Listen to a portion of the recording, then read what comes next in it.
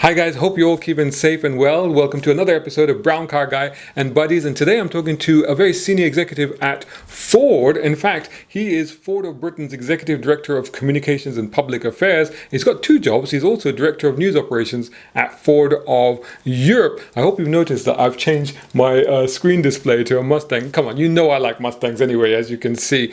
Regular viewers will know that, and if you're not a regular viewer, make sure that you are subscribing and hit that bell notification icon so you get updates every time I upload one of these videos. And of course, follow me on all social media. That's Instagram, Twitter, Facebook. Just follow hashtag Brown Car Guy. And once you've done that, make sure you're subscribing to browncarguy.com. So let's get into this. We're going to be chatting to a chap named John Gardiner, but he goes by another name as well, and we're going to get into that. This is really going to be good.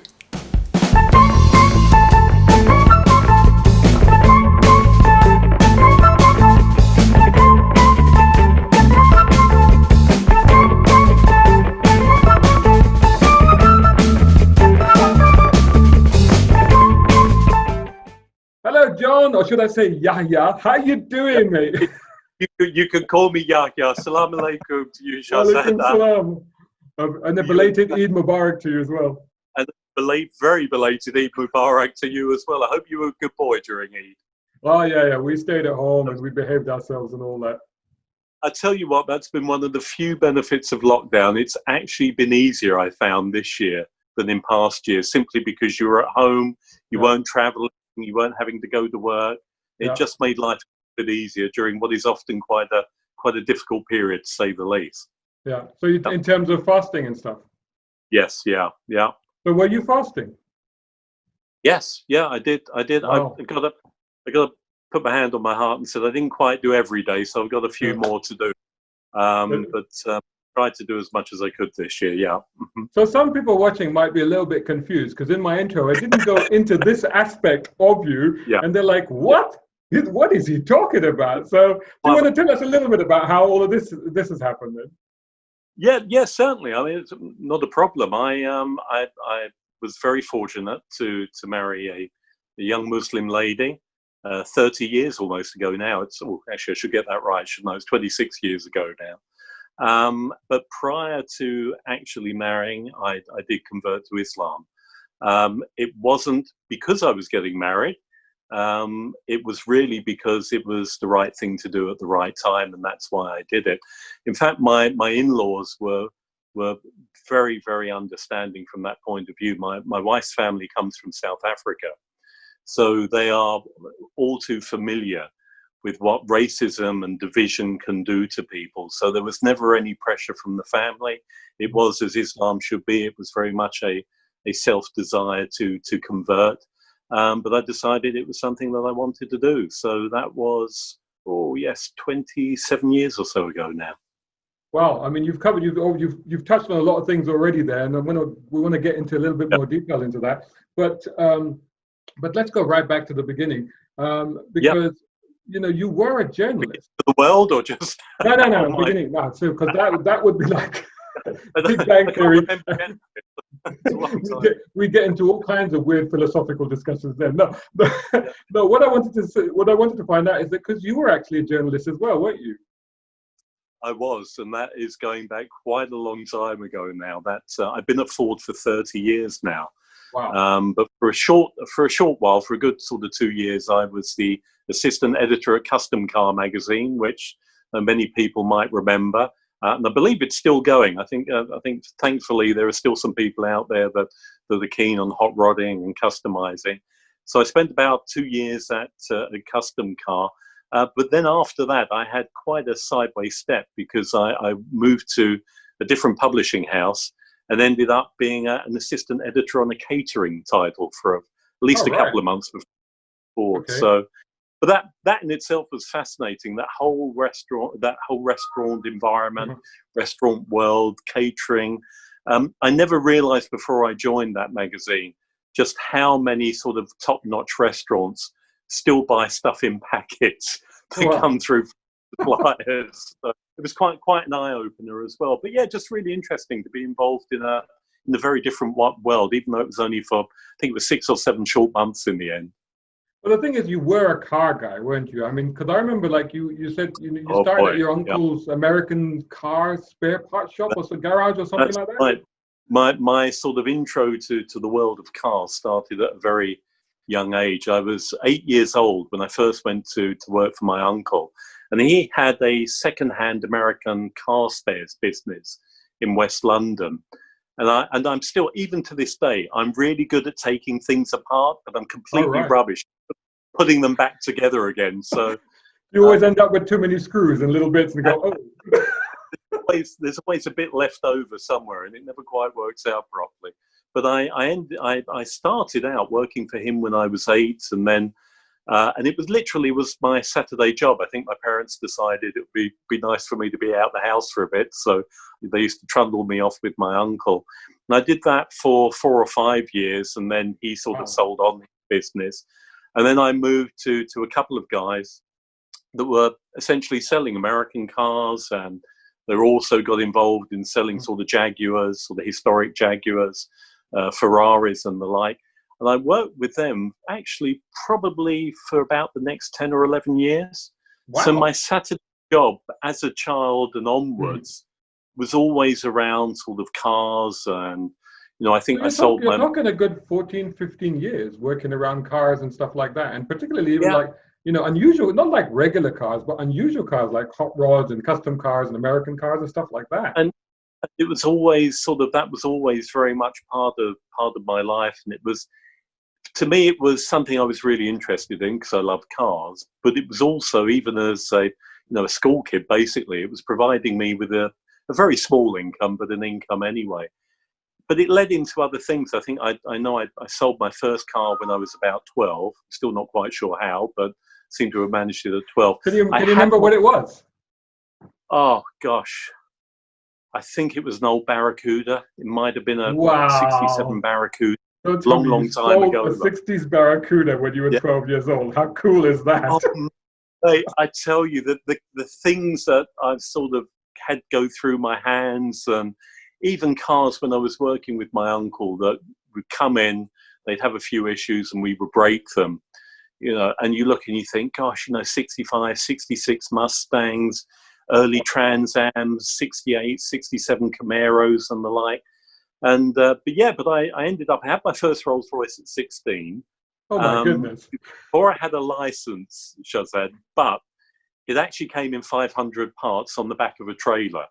So it was all bits and pieces. And I think I ended up swapping it for a load of paintings. And I think there was some kind of orange juice or something that it was like a couple of 100 gallons of orange juice that during the middle of the summer that I could sell on. You sound like a bit of So a it West was, London wheeler dealer. This is like a Del it Boy. What's going was, on?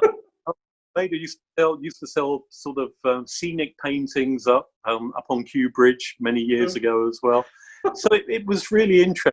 It was quite a novel sort of background and an experience. My first car, actually, my first, if you like, legally driven car in the UK that I owned and was on the street, was actually a 1974 Chevy Vega, but it Wow. did have a Ford card in it. It got a Ford 9-inch rear end in the back of it, so it Oh my wasn't goodness. completely GM. So I That's think, but amazing. So you got a real grounding in some really cool cars very early on. And you got it, custom mag and then a couple other mags.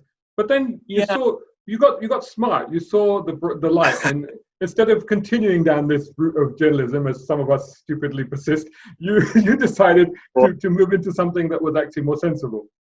Or second-hand car dealing, which my father was extremely worried about because I was still doing it even at university, and I think he had visions of me becoming sort of a young Arthur Daly, and what all this education had been for. But basically, it all sort of came together. I mean, I worked a custom car for a couple of years, and then, if you like, honed a journalistic skill for a short time at Reed Business Publishing. But I'd studied politics at university, and I'd never been one that I wanted to practice politics. I Yeah. always find the confines of a party system and that Mhm. kind of adherence that you have to give to a party really wasn't for me. But I found the whole political process very interesting. So I'd studied politics, I got the love of cars, and then one day I just saw that a job had come up initially for a governmental affairs manager in Ford of Britain. And I thought, well, that looks interesting. I'll apply for it. And as these things often do, I think from the date that I applied to the day I got offered the job was almost a year. Because Oh, during that really? time, things had Wow. changed forward, and the job wasn't quite there anymore. And then the job came back, but it took about a year. And I was then fortunate enough back in 1990 to join the press office team under the auspices of some real great old PR characters, which was absolutely wonderful for me. And yeah, it's gone on ever since then.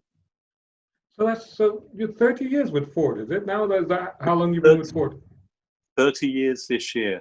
But I tell you what, Shazad, I think, and again, I think this is one of the benefits, even for younger people coming into the industry today. It's a symptom, I think, of larger organizations anyway, but particularly ones that are so all-encompassing like the auto industry, is that it's 30 years, but literally every few years there's a new opportunity or a new job, new place to work. So I've worked, I spent quite a bit of time in Germany. My children were born when I was out in Detroit in the mid-1990s. I've had Wow. jobs obviously in the US, but also in Europe, as I mentioned, Germany, but also in the UK. Spent quite a bit of time when I was doing the design job, looking after gear in Italy. And for a Wow. short while they were in between things, sort of looking after the guys in the Middle East and Africa as well. So I I know that. think, I'll come to that in a minute, but you've yeah, touched on something very interesting there. And, obviously, like I get approached by a lot of young people because they go, oh, yeah, Shazad, you have the best job in the world. And I'm like, well, it's got its highs, but it's got its lows. not And I bad, do, is it? yeah, it can be fun. But I Yeah, do advise a lot of people because I say, well, why do you want to get into it? And they're like, well, we're into cars. We like cars. I'm like, yeah, well, there's other things that you can do. And I think that's yeah. something that you're illustrating there, isn't it? I mean, especially with a big organization like Ford. Do they regularly have opportunities for young people to try out stuff that they could get into as a career? Yeah, and I mean, sort of, for example, in Ford of Britain, we still have a graduate recruitment scheme that does the milk rounds each year. And I would say to people, if you're interested, doesn't matter what area you're interested in. I think one of the benefits of the graduate recruitment scheme is that when you come on board, you can try a number of different fields, see where you really fit into and what you would like to follow your career path through. But yeah, you're right, Shazad. And I think the issue today is there are so many more opportunities. Even engineering-wise, what are going to be the requirements as we move forward in the car industry? Mechanical engineering, yep, still, but so much now is software and software development. Mm-hmm. Even on marketing, some of the skills that we're looking at for people with marketing now also include their ability in terms of gaming, Yeah, because there's such a crossover between some of yeah. that stuff and some of the things that we're doing now in the digital environments. I saw during lockdown, didn't you put out something about doing car development, vehicle development through virtual reality? Wasn't that something that was going on at Ford? Yes, and that's right. We had, Mm-hmm. and I think it's still up there. You can still see Mm-hmm. it on the web. But we had some of our designers across the globe, led by sort of Amco Lennox and Maury Cullum in the US, just showing what can be done in a virtual world in terms of actually sort of still designing vehicles.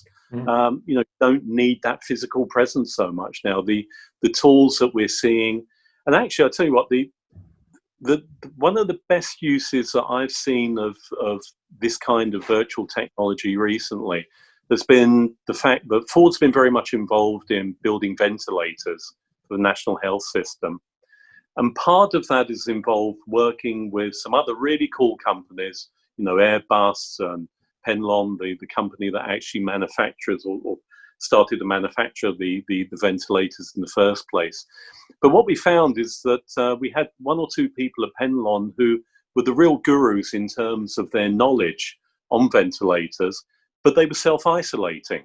Right. So as we moved into trying to mass produce these things, we needed to talk to these people. Yeah. And it's one thing to talk to them on WebEx or by FaceTime or Zoom, but really we wanted to work, not just talk with them, we wanted to work with them as well.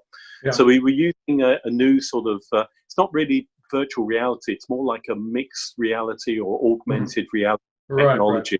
Yeah. called HoloLens 2 that Microsoft had sort of been pioneering with the US military. But we could actually get our guys working with these people that were in isolation, these real sort of ventilator gurus at Penlon, Yeah. and they could actually work together in real time. That's And it was incredible. fascinating.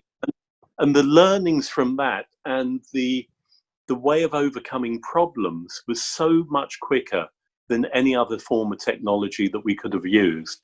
That really helped speed on sort of the development and also the production of the ventilators.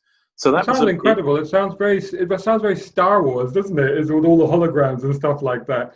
But moving back into PR, that's where you first got into, and of course that's basically an area that you're very involved in. You must have always, because whenever I have PR people involved in these chats, because being on this side and PR people being on the other side, it's always interesting to get their perspective on the whole media thing and how media deals with cars and how media copes with this situation. But I mean, in 30 years, you must have some incredible stories to tell. I probably do. I'm not sure I should tell them though. We do spoil you boys and girls. You know what? Yeah, that can happen. That can happen. Yeah. Yeah. But what sort of the real challenges when it comes to these sort of things? I think what is really important, even in this day and age of technology and everything else, is personal relationships. And it's still sitting down, it's meeting people, having a coffee, having a lunch, talking to them, because I think one of the key things in PR is understanding what your needs are as much as what we want to tell you. I could sit here all day and give you the latest spiel about a new product, whatever, etc. But if it's not relevant to you and your audience, that's not going to help. So I think it really comes down to listening to you guys, not just talking about what we're doing, but really listening to you and what your needs are, and then trying to meet in the middle so that it benefits both. You get the story you need, we're able to tell the story that we want to tell on that particular product or that particular service. So I think it's personal relationships and really building those relationships, but also never forgetting that it's a two-way relationship. I mean, I absolutely totally agree with all of that. And I think that'd be particularly interesting because I think that you were involved in establishing the strategy for communications in the Middle East in, I think, 2014, something around that time. You must have found that market very interesting and a little bit different to what you were used to in the UK and Europe, surely. Yeah, no, absolutely. And I tell you what, even from my time working in Europe, you become very aware of the differences between markets, even when they might be physically next to each other like France and Germany, but the relationships, the way you deal with media, how you access all the stories can be very different in those markets. And obviously, I found it, I didn't spend as much time as I'd like to of working with the guys in the Middle East and Africa. And I had a really good team there at the time with Suni Gagosian and a few other people that were working there that really understood the media. But yeah, again, it was a fascinating experience, just seeing the differences in media, the differences in the amount of freedom that journalists had. But again, to be honest with you, the thing that I think unites anyone that is in the car industry or should be in the car industry, and also on your side of the fence, is a love of cars. Yes. So it doesn't matter if you're a journalist from Oman, South Africa, the US, or even here in the UK. You guys all love cars, and I'd like to think that most of us in the car industry, and I think that's also something true for young people going into or thinking about careers in the car industry, or actually in any industry. You've got to love what you're doing. You've got to really enjoy it and like it. And it's like I've got twin daughters and they're 25 now. And they said to me, Dad, what should we do? Should we go into marketing? Should we go into I said, go into what really interests you, and that somewhere you think you can build a career, but where you're going to be happy and will help you to grow, not just in your career, but also as a person as well. I think it's particularly... Go on, finish the thought. I think that's one of the things that I've always enjoyed in my career is really, I've had the opportunity to work with people in very different cultures. As I said, yeah, there's that common core of media, and there is a lot of similarity between journalists wherever they're from, but always understanding the cultural differences as well and seeing those little nuances and how things play out slightly different in different markets, and how you might have to adjust that messaging is really interesting, and always respecting cultures and those differences. Well, exactly. I mean, I think, well, again, I was going to go into a different point, but just something that you've touched on there, particularly with Middle East culture, because obviously, since you have the connection to the religion as well. Well, I mean, you said you actually converted before you got married. Were you always a spiritual person? Was that something that you were always interested in? Not in that sense, to be perfectly frank. I'd always been quite an atheist prior to that. All right, interesting. I found I have in my family, we have a long-standing connection with the Chinese family over 3 generations. I became very interested, even at a young age, in Chinese philosophy, and particularly in Taoism. And I still have an interest in that, but then I see a lot of that reflected in Islam as well. So it wasn't, and as I said, it just seemed at the time it was the right thing to do at the right time. I mean, one of the interests that you list in the literature that you sent me was studying Chinese and Malay fighting arts. Have you found that useful in your career in PR? I don't know.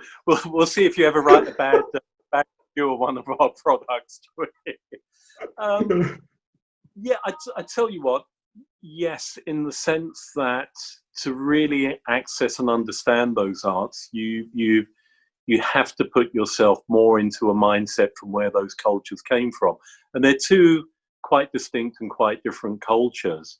And I think having studied them from a fairly young age, that sort of helped in my working life as well, because, I will never be Chinese, I will never be a Malay, but I think if you can go at least halfway, or at least want to understand somebody else's culture, it makes it a lot easier, and it makes those people feel a lot more open to actually opening the door to you.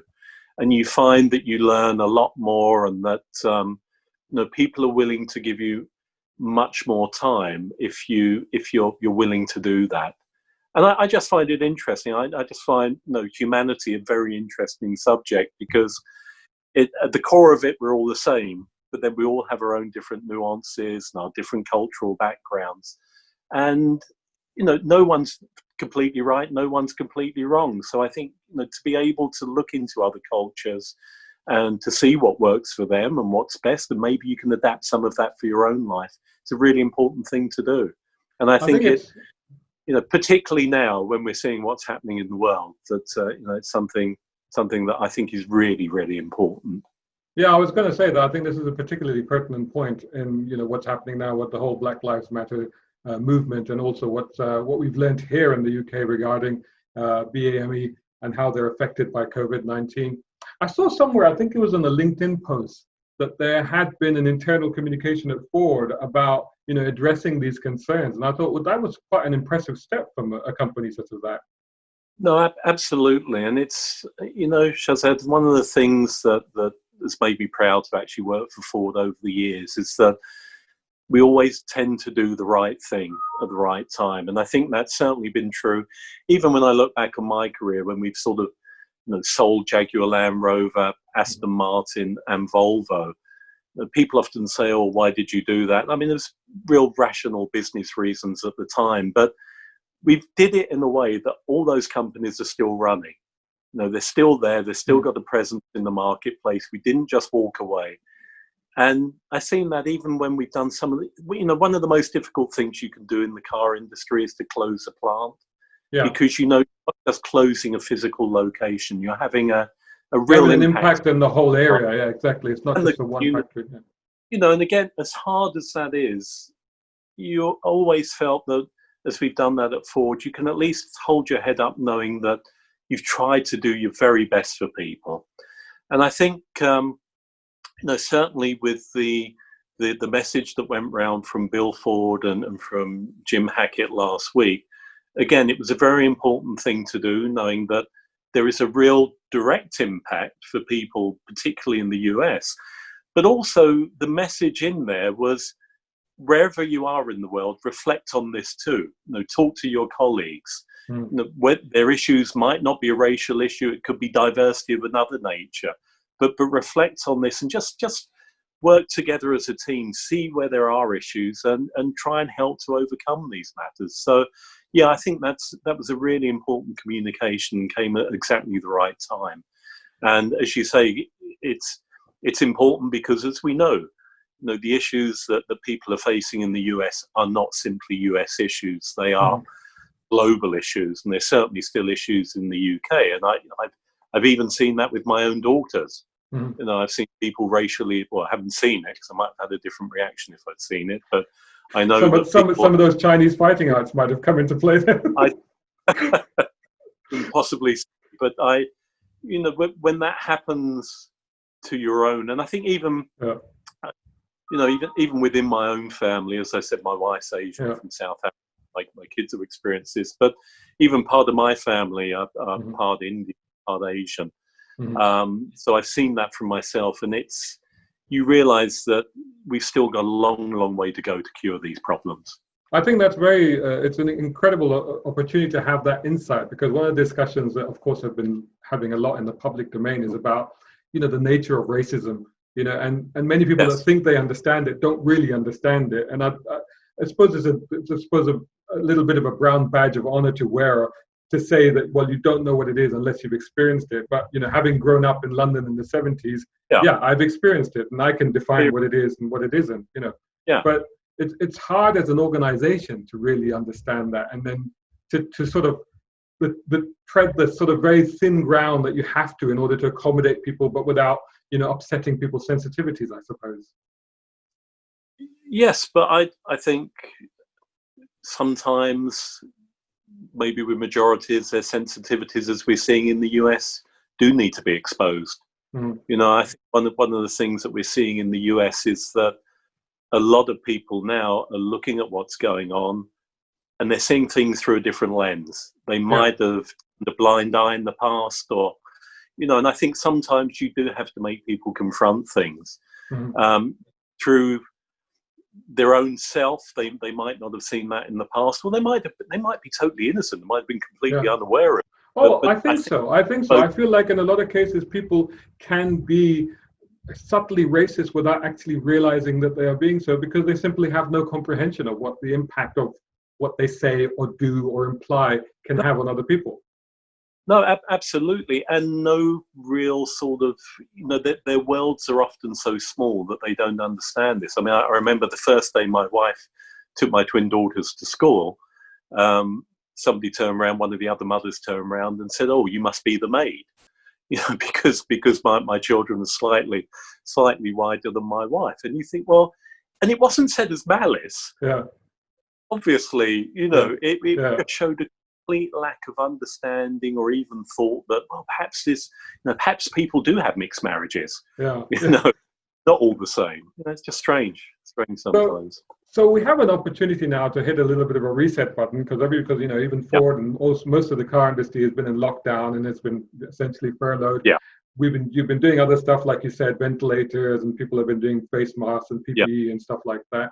But how has it been? Because you said before we started this, you told me you've been very, very busy recently because it's all kind of started with the sherms and everything. So how has been that reset, and what have you sort of learned to come out of this, and how do you think that's helped? Has this been a benefit at all, this gap? Well, when you see the death rates each day, it's most hard to talk about a benefit. But I think in some ways it probably has been. We're coming out. I say we're not coming out of it. I mean, we're into the next phase of things. Not quite sure where things will go from here. I'm not sure any of us are. But we're starting to get the operations up and running again. So our manufacturing plants across Europe were down for a good 6-7 weeks. They're all back online. But obviously things are turning over a little slower. We're not at full production. That's going to take a few months yet, hopefully, to get back into that position. But I think one of the things that it showed is that even through this, people, or a lot of people, have still been able to work from home or from remote locations. And what I think one of the real learnings from me is when we first went to working from home about 12 weeks ago, for a lot of us in, if you like, the salaried jobs or those jobs that don't require you to go into a production facility to build a vehicle or an engine, or those, the engineers that really need to have their equipment around them to actually do things like emissions testing, etc. For a lot of the rest of us, I think initially there was a sense of, well, we're all going to work from home, and is this going to be like treading water? Is this just going to be about just keeping things going? Yeah. But I think what it's shown is that actually, no, what's actually happened is there's been a lot of innovation during this time. You guys have all had to be more innovative because you haven't been able to get there and get the usual content of driving vehicles and, doing your videos or writing about them. So you've had to look at things differently. For us, we've had to think differently in terms of how do we service you guys? What do we now, if we can't give you a physical vehicle, what can we give you that will still enable you to talk about us and our products and know the progress that we're making? I think it will lead to much greater use of digitalization. I think that will be one of the things that we'll see coming out of this, even in terms of online sales. Right. I think that the online sales of vehicles in the UK had always been sort of, it's been there. It's been there for quite a few years. I mean, I can remember even 2 decades ago, we were talking about online sales, but it never really took off because people need the physicality of touching and feeling a vehicle, don't they? Absolutely. And I think that will still be true as we move forward. I think people still like to sit and feel, it's a bit, but I think more and more people are more willing now to look at, with the amount of digital tools that are available to them, it gives them much more of a showroom sense from their living room. So I think we will see a lot more of that. I think in a sense it probably will change working culture for a lot of people as they realize. So you see a long-lasting impact of what we've gone through. You see maybe more people working from home and they don't need to go into the office and maybe, all of that sort of stuff. I think so. I think that's going to be sort of a legacy of this, and it's. I think the next 6 months are going to be really interesting because I'm not sure we really know what will happen. No. God willing, we don't end up with a second peak or anything like that. In a sense, one of the best things that could happen to all of the ventilators we build is that they go into a warehouse and they're not needed. Indeed. So that would be a good result. But I think there will be legacies from this. I think just in terms of social distancing, people's greater awareness. I mean, before all this happened, you get on the tube in London and people would be coughing and spluttering and you think I'll probably get a cold from this, but this is life.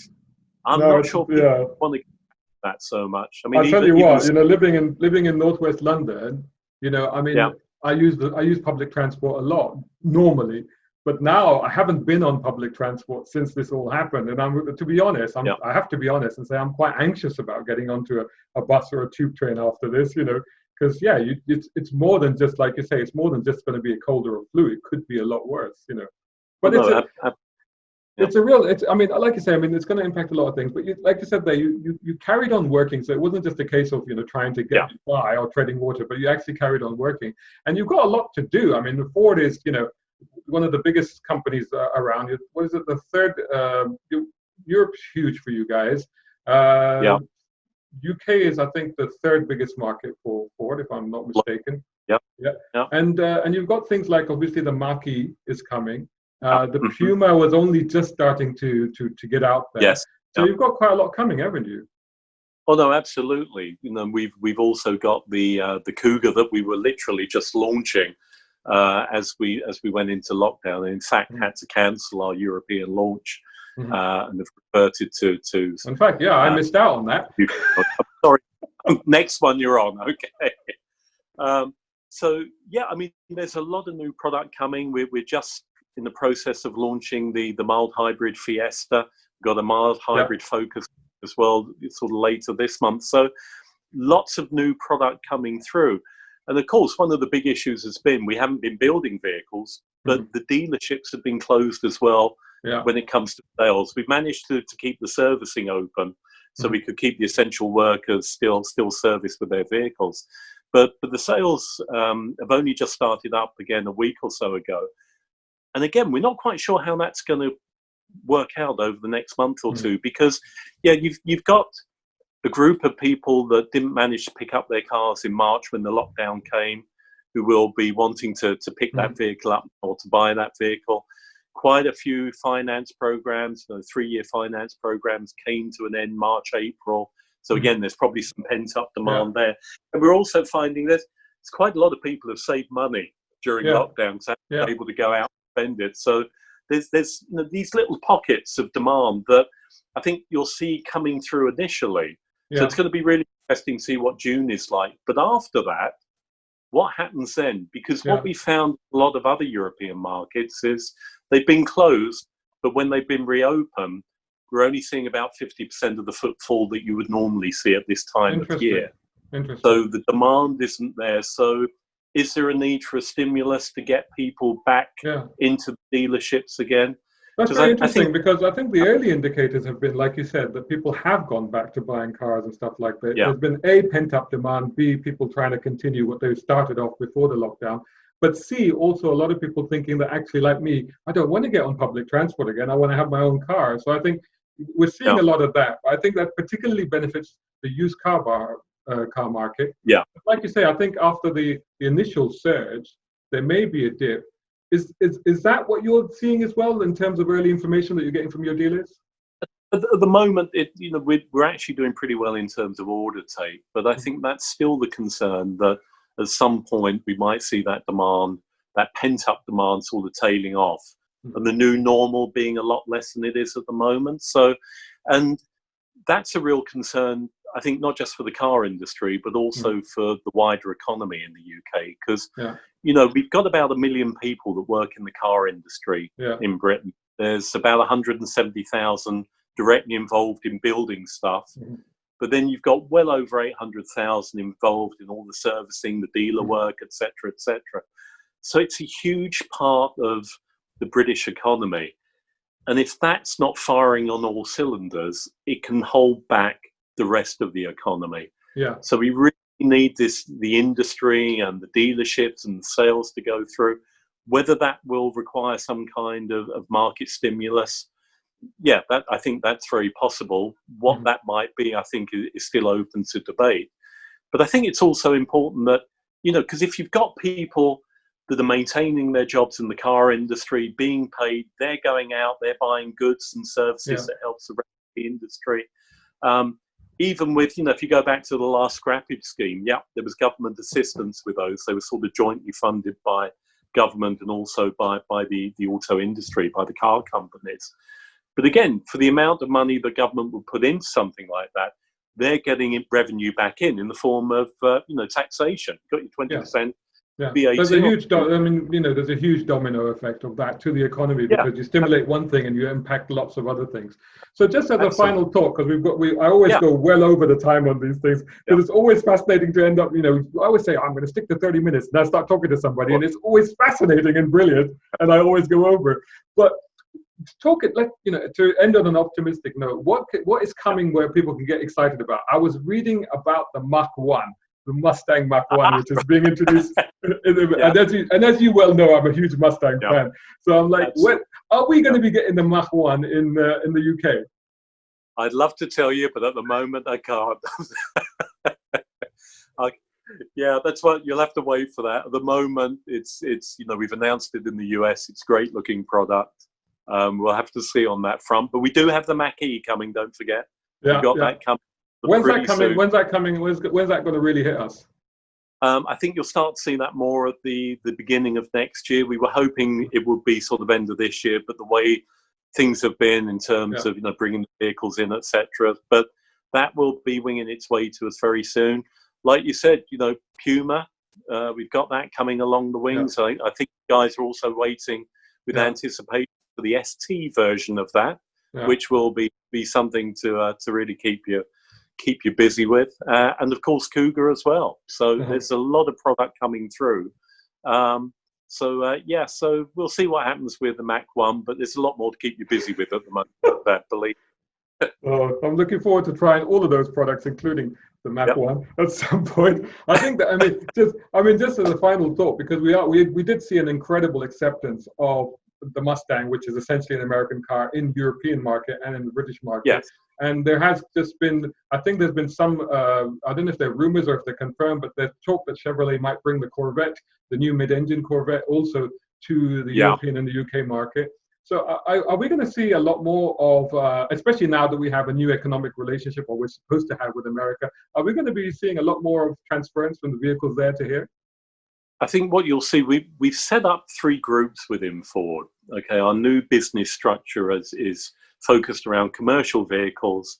Then we also have the passenger vehicle part of the business, which is primarily vehicles that are built here in Europe. And then you've got the import side. So vehicles like the Mach-E are coming through on the import side, the new import business.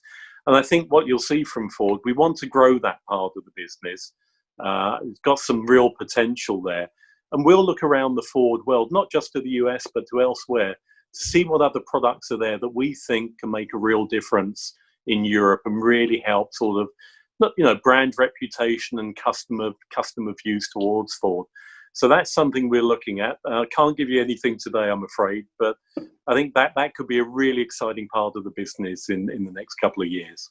I'm seeing Shelby's on my streets. So that's what I want to say. Well, John, honestly, I'm missing one of the things honestly, between you and me, one of the things I'm missing since I moved back from the Middle East are V8 muscle cars, big time. But John, thank you so much. I know you're extremely busy at the moment, so thanks so much for taking the time and for doing this. It's been absolutely fascinating. I really appreciate you doing this. Thank you very much. I really enjoyed it. We'll have to do it again sometime. And I guess I should say to you, right? live long and prosper. I know you're a real Trekkie, and I can see that old you. Absolutely. I think this has to be the new greeting anyway, going forward now that we can't do handshakes. So why we're not doing it now, I don't know. Maybe we just started a new fad again. Brilliant. Right, thank you so much. All right, we'll see you soon. Take care, buddy. Take care. Bye. Bye now. Whoa, that conversation went in quite a few different directions that I probably wasn't anticipating, but it's always fun, and when you get into these things, you just never know how it's going to go. I was hoping for maybe 1 or 2 more exclusive there. I was hoping maybe for a confirmation that the Mach 1 Mustang is coming to the UK. Didn't quite get that, but did get a little bit of a tantalizing glimpse into the possibility of more cooperation between Ford UK and Ford America, so perhaps some more Ford metal coming our way from across the Atlantic. Fingers crossed. But anyway, it was a great conversation. Let me know what you thought of it in the comments above, below, elsewhere, wherever you can.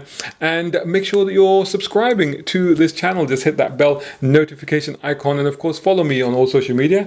Just search for #BrownCarGuy. That's on Instagram, Twitter, Facebook. And of course, subscribe to browncarguy.com. And also, if you enjoyed this video, then if you can, support me on patreon.com/Shazad Sheikh, and there you'll also find an exclusive piece of content from me to you, which is like a comedy parody sequel to the original Cannonball Run movie. I think it's fun. You let me know what you think of it. Thanks so much for watching. I'll catch you in the next one.